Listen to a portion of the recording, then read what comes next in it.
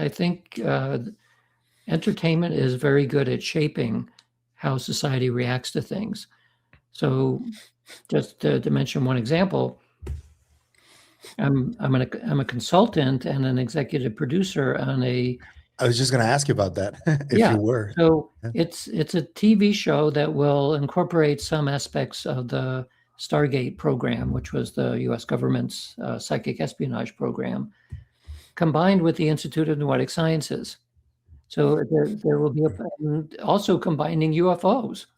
So it's like all of these topics wrapped into a story, and the difference, and the reason why I accepted to be the consultant on this, is that when you look at the way that entertainment portrays these phenomena, whether it's UFOs or psychic stuff or the combination, it almost always devolves into a horror show. Yeah, or over the top stuff as well, like too over the top, right? Yeah. So, Yeah. well, that's necessary for television, that you Yeah. embellish everything. But what I don't like is that it always ends up being negative. There Yeah. are monsters. There's, it's demonic.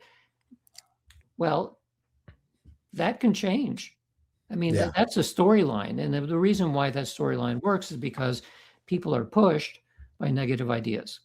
That's Yeah. always been the case. Is there a possibility of shifting the narrative so that it presents still would be a thriller? There will be things that blow up and people are chasing each other, and something has to happen, otherwise it's not an interesting story. Mhm. But the notion that the psychic part of it is horrific can be changed completely. And Mhm. that's one of the Yeah. reasons, it's one of the storylines I want to change. And the same with ETs. Well, there are a couple of positive ET shows. Yeah. Many times it ends up that the ETs want to come here and eat us or Yeah. something like that. And Invade us. those, Yeah. I want to change that narrative. That's why I agreed to be part of this TV That's program. wonderful. I hope that they hire more and more specialists like yourself and others who are very deep into the research of the what actually might be going on, because that will get us out of that stigma that was created by Hollywood itself. Because it's so like even in the 70s, you had Close Encounters with Spielberg, but also you had Star Wars, which is very far away from what might actually be going on. We don't know yet for sure. Nobody knows, I think. I did want to ask you about something that you said in your book, which I found very interesting about your time at Stargate and how during your time at Stargate, the results that you saw made it make no sense when Stargate ended. Why would it end if it was delivering results? And you were also recently talking about the potential of a new remote viewing program that is not classified, that is like out in the open, that you heard about that. Could you expand a little bit about that? And because I do have some insight into that. I've been investigating. I think probably Dr. Julie Mossbridge might be involved in that. And she didn't say no, but she didn't say yes when I asked her. I had her on the show. Um, it would be really cool if it's her. And if you were invited to it, would you accept, like out in the open, without it being classified, to be part of it? Well, what I heard is that it does exist. There's a government program. It's not classified, but it's also quiet. Yeah, And so for obvious reasons, that if it was obvious and public, it could be dangerous for the people who are involved. So I'm not involved in that. I don't actually know the details in it, but I was told by somebody who would know.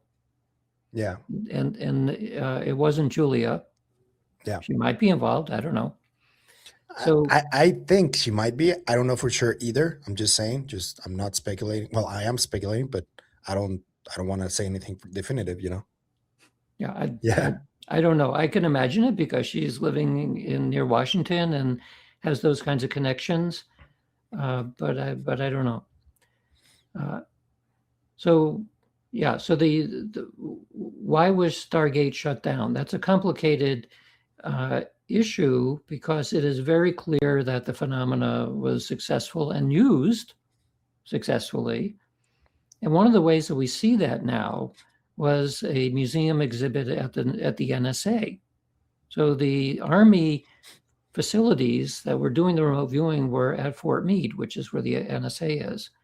And so the NSA last year had a museum exhibit in the Museum of Cryptography, which is there, and it was about remote viewing.